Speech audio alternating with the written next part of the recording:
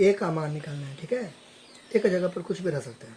अब इससे कुछ मान भी सकते हो आप इस सबको, ठीक है, इस सबको कुछ मान भी सकते हो। ये दोनों ये स्ट्रेट लाइन होगा, ठीक है, एकदम स्ट्रेट होना चाहिए सब लाइन, ठीक है। तो ये जो दो स्ट्रेट लाइन है, यानी कि जो दो लाइन जो है जहाँ पे मीट करती है, मिलती है, उसको बोलते हैं वर्टेक्स, यानी कि शीर्ष। तो ये वर्टेक्स, ये दो लाइन यहाँ पे मिला तो ये भी वर्टेक्स, ठीक।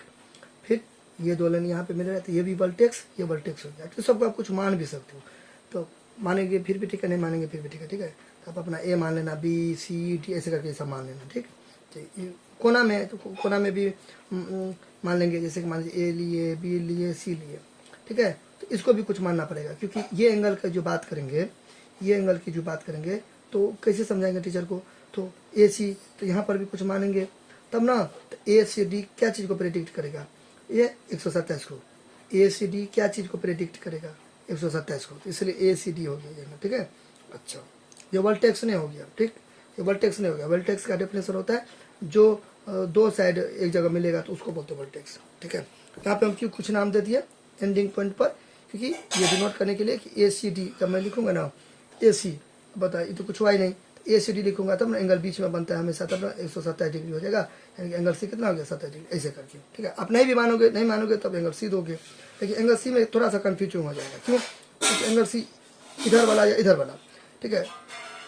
तो इधर वाला, उसके लिए आपको ऐसे करके ये मानना पड़ेगा, ये वाला मानना पड़ेगा। कॉन्सेप्ट क्लियर हो रहा है ना। चलिए अब यहाँ पे देखिए, इसको सॉल्व कैसे करेंगे, इसको सॉल्व कैसे करेंगे, सॉल्यूशन लिख देंगे, यानी कि हल। देखिए ये एक लाइन हुआ, ठीक है, एक लाइन हुआ, एक लाइन हुआ, स्ट्रेट लाइन, ठीक बात। और यहाँ पर एक लाइन फॉल कर रहा है इस पर। तो आपको पता होना चाहिए कि एक रेखा पर 180 डिग्री का कोण बनता है, कितना भी एंगल, अभी तो 1 2 3 ऐसे करके एंगल बना है ना, अब कितना भी एंगल बनेगा ऐसे करके, कितना भी एंगल बनेगा, अब कितना भी एंगल बनेगा, 1 2 3 4, अब कितना भी एंगल बनेगा, ठीक है। तो सबको जोड़ के 180 डिग्री होगा। बात समझे कि नहीं समझे। तो अभी देखिए यहाँ पर कुछ एंगल बनेगा, यहाँ पर कुछ एंगल बनेगा, दोनों को जोड़ के कितना होगा, 180 डिग्री होगा। कहीं क्यों, क्योंकि एक लाइन पर कितना डिग्री का एंगल बनता है, 180 डिग्री का। एक पॉइंट पर कितना डिग्री का बनता है, 360 डिग्री का एक पॉइंट है, देखिए ऐसे करके इस पर। तो कितना एंगल बना, 1 2 3 4, मतलब कितना भी एंगल बनेगा, कितना भी एंगल बनेगा, सब कितना होगा जोड़ के 360 डिग्री। लेकिन एक लाइन पर कितना भी एंगल बनेगा, कितना भी एंगल बनेगा, 1 2 3 4, कितना भी एंगल बनेगा, वो सब जोड़ के कितना होगा, 180 डिग्री। ये आपको याद रखना है, ठीक। तो यहाँ पर देखिए, तो ये तो अब पता चल गया कि ये एक लाइन है और ये एक लाइन यहाँ पर गिर रहा है, तो ये दोनों को जोड़ के क्या होगा, 180 डिग्री होगा, ठीक है। तो आप ये दोनों को जोड़ के 180 डिग्री होगा। तो यहाँ पे आप कुछ मान सकते हो, एंगल ए भी लिख सकते हो, एंगल एक भी लिख सकते हो, ऐसे करके एंगल एक भी लिख सकते हो। नहीं, अगर आप शॉर्ट वे में बनाओगे तो 180 में से इसको घटा देंगे तो यहाँ नहीं निकल जाएगा यहाँ का। आप रूल रेगुलेशन से आप अपना बना लीजिएगा ऐसे करके। यहाँ पर आप कुछ एक मान लीजिएगा, लिखिएगा चूँकि एंगल 1 + 127 बराबर 180 डिग्री। यहाँ पर रीजन में लिख दीजिएगा। हम जानते हैं कि एक रेखा पर सभी कोणों का योगफल 180 डिग्री होता है, ठीक है, यानी कि straight line, straight angle property हो गया, ठीक है, या रैखिक विधि से, रैखिक कोण के नियम से, ठीक है। अब इसको एक मानेंगे, आप कुछ भी मान सकते हो। एंगल एक का निकालेंगे तो 180 डिग्री प्लस इधर जाएगा तो क्या हो जाएगा, 127। इस दोनों को घटाएंगे, 180 में से 127 को घटा देंगे, जो इसको दिया कैरी, तो 10 में से 7 गया तो 3 बचेगा, 7 में से 2 गया तो 5, 53 हो गया। तो ये कितना हो जाएगा, 53 डिग्री हो जाएगा, ठीक है। अब ऐसे करके रूल के साथ, नियम के साथ, रूल दैट मीन्स नियम के साथ आप इसको बना सकते हो, लिख लाख के, ठीक है, लिख लाख के आप अपना बना सकते हो। मैं शॉर्ट वे में बना रहा हूँ, ठीक है। तो 53 डिग्री हो गया, 53। अब देखिए एक लाइन हुआ, फाड़िए नहीं देना है घस के, एक लाइन हुआ, दोनों को जोड़ के कितना होगा, 180 डिग्री होगा, ठीक है। तो एक लाइन पर एंगल बना तो सबको जोड़ के 180 डिग्री हो गया। कैसे किए, 180 में से 127 को घटा देंगे तो 53, फिर दोनों को जोड़ेंगे तो 180 डिग्री, ठीक। अच्छा, लेकिन हमें क्या निकालना है, ए का निकालना है। तो अब यहाँ पे लेके, ये तो ऊपर में कर देंगे अपना, जो मैंने अभी यहाँ पे बताया है, अब अपना सब अपना लिखला के बना दीजिएगा। अब यहाँ पे लिखेंगे इन ट्रायंगल त्रिभुज ABC में, इन ट्रायंगल ABC में, ठीक, इन ट्रायंगल ABC में। अब ABC में सभी कोणों का योगफल क्या होता है, जोड़ के 180 डिग्री होता है। तो क्या हो जाएगा, एंगल A और एंगल B और एंगल C सबको जोड़ के कितना हो जाएगा, हो जाएगा 180 डिग्री होता है ना, सबको जोड़ के क्या होता है 180 डिग्री होता है ना। ये वाला कोई भी त्रिभुज रहेगा सबको जोड़ के क्या होगा 180 डिग्री होगा। एंगल ए डिग्री है, एंगल ए पर तो ए ना है, ए बी तो बी पर 87 डिग्री है। अब देखिए सी, तो सी तो नहीं था पहले पता, लेकिन अब तो पता हो गया। क्यों कैसे पता हो गया?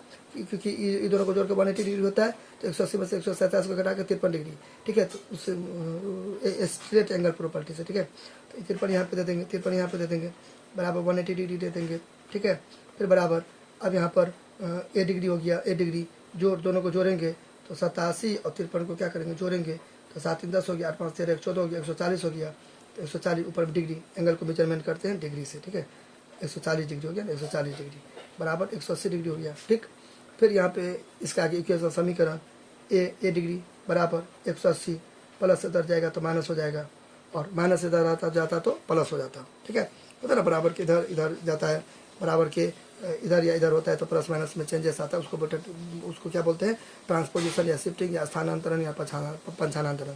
तो प्लस बराबर के इस साइड चला गया तो माइनस हो गया, ठीक है।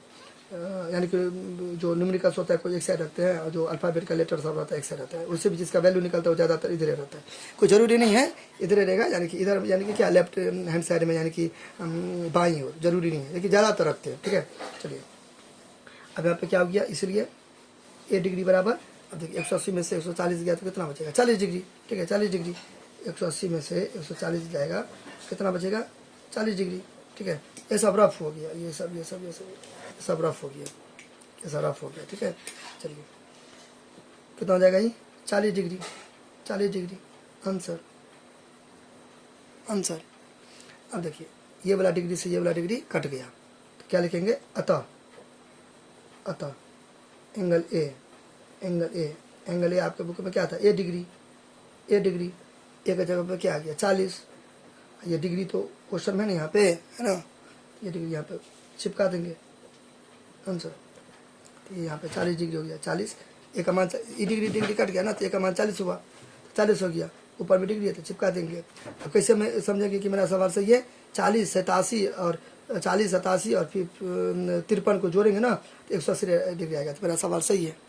कैसे किए हम जानते हैं कि त्रिभुज के तीनों कोनों का योग करें 180 डिग्री, ये दोनों को जोड़ के 180 डिग्री, लेकिन हमें ये डिस्टर्ब किया तो ये डिस्टर्ब किया तो इसको निकाल लिए किससे, ये दोनों को जोड़ के 180 डिग्री होता है, हम जानते हैं क्योंकि ये स्ट्रेट लाइन है, ठीक है। तो 180 में से इसको घटा के यहाँ पर निकाल गया, ये जब ही निकल गया तो तीनों को जोड़ के 180 डिग्री कर दिए, इक्वेशन के माध्यम से, समीकरण के माध्यम से बना दिए।